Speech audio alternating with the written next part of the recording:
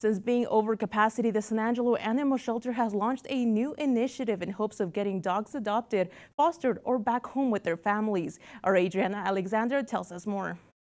The San Angelo Animal Shelter has had an overcapacity of dogs for most of this year and has brought in 25% more dogs this month compared to this time last year. They've even had to resort to euthanization to help lower capacity after becoming a no-kill community in 2021. Adoptions and fostering has been efficient, but even more help is needed for the community. To help stop the euthanization of dogs and have less dogs at the shelter adopted the Keep Them Home initiative aimed at helping dogs who are lost get back home to their families.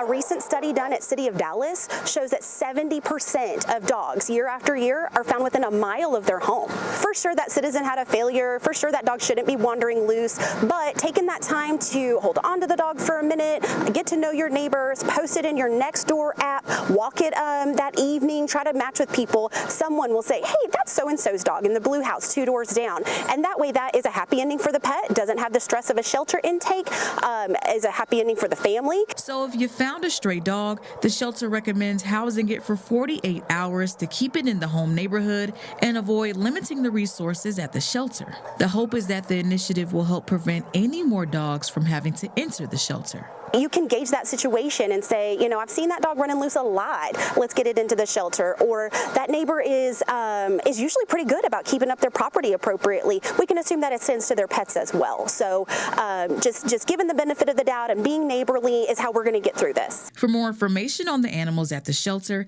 head to cosatx.us/animals. Adriana Alexander, Fox West, Texas.